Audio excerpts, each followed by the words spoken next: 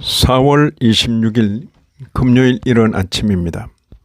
오늘 말씀 읽기 본문은 마태복음 26장입니다. 본문을 다음 9단락으로 나눌 수 있겠습니다. 첫째는 1절 이하 5절 잡히심에 대한 예고, 둘째는 6절 이하 13절 향유를 부은 사건, 셋째는 14절 이하 16절 유다의 배반, 넷째는 17절 이하 30절 마지막 만찬, 다섯째는 31절 이하 35절 베드로의 부인 예고와 경고, 여섯째는 36절 이하 46절 겟세마네의 기도, 일곱째는 47절 이하 56절 예수의 잡히심, 여덟째는 57절 이하 68절 공회 앞에 서심, 마지막 아홉째는 69절 이하 75절 베드로의 부인. 넷째 단락을 중심으로 묵상하고자 합니다. 마지막 만찬이죠.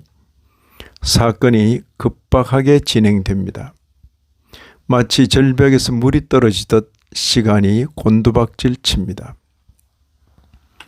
예수께서는 바로 지난날 저녁에 제자들과 함께 식사 자리를 가지셨는데 그 밤에 잡히셔서 이리저리 끌려다니시다 급조한 재판에서 십자가 처형을 선고받고 이튿날 아침에는 십자가를 지고 예루살렘 성 밖 골고다로 향하신 것입니다. 이미 무교절의 첫날이 되었습니다. 제자들이 예수님께 나와 묻습니다. 17절에 유월절 음식 잡수실 것을 우리가 어디서 준비하기를 원하시나이까? 예수께서 대답하십니다. 18절입니다. 성안 아무에게 가서 이르되 선생님 말씀이 내 때가 가까이 왔으니 내 제자들과 함께 유월절을 내 집에서 지키겠다 하시더라 하라. 선생님 말씀이 내 때가 가까이 왔으니 내 제자들과 함께 내 때가 가까이 왔으니 내 제자들과 함께 유월절을 내 집에서 지키겠다 하시더라 하라 했습니다.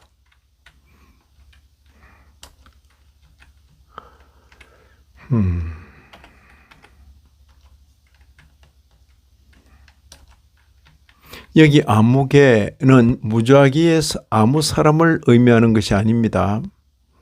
본문에서 굳이 이름을 밝히지는 않았지만 특정한 아무를 가리키는 표현입니다. 예수님께로부터 지명받은 이 성도는 참으로 복된 성도입니다. 이에 제자들이 예수님께서 시키신 대로 하여 유월절을 준비하였습니다. 예수님께서 편히 지목하실 그런 성도인 것은 그 자체가 복입니다. 한평생 이 땅 가운데서 신앙생활을 하면서 교회와 관련하여 구전일, 잡다일과 연관하여 목회자로부터 편하게 지목받는 그런 성도로 살 수 있으면 그 자체가 복이라 생각합니다. 그런데 오늘 가지는 유월절 식사는 처음부터 분위기가 남다릅니다. 다 함께 앉은 식사 자리에서 예수님께서 상당히 무거운 말씀을 던지십니다. 21절에 너희 중의 한 사람이 나를 팔리라. 웬 말은 하늘의 날벼락 같은 말씀입니까?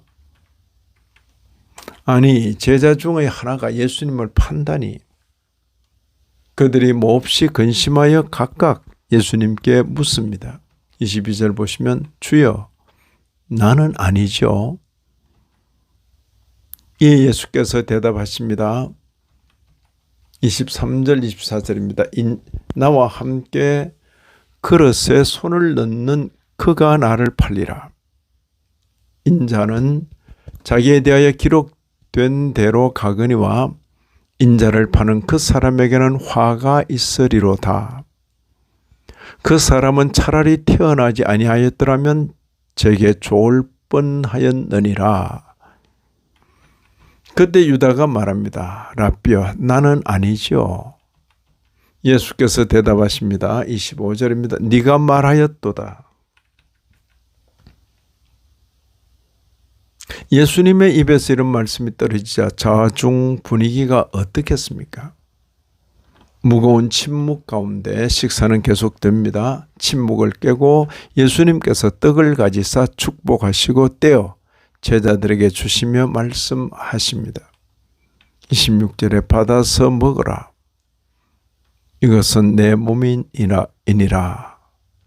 무슨 말씀을 하시는 것입니까? 귀로 듣기는 듣는데 제자들로서는 무슨 말씀인지 알기가 어려웠을 것입니다.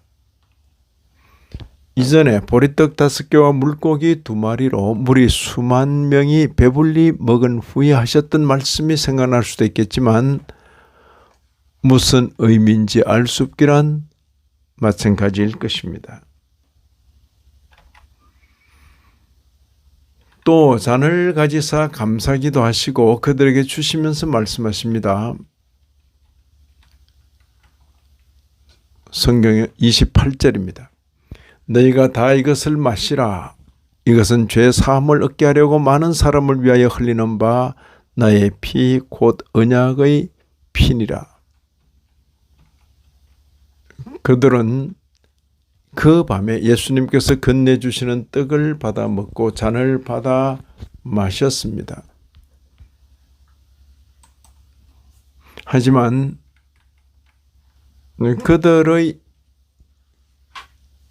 그들이 이런 행위가 무엇을 의미하는지를 아는 데는 조금 더 시간이 필요했을 것입니다.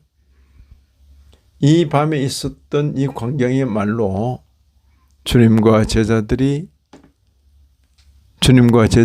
마지막 만찬이었으며 동시에 주님께서 교회에 남기신 첫 번 성찬식입니다. 마태복음에는 더 이상의 언급이 없습니다. 하지만 누가복음에는 누가복음 22장 19절입니다.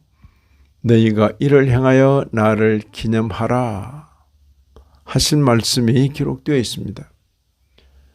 누가복음에는 이렇게 기록되어 있는 것입니다. 이에 따라 교회는 주님께서 다시 오시기까지 이것을 기억하고 기념하는 예식을 시행합니다.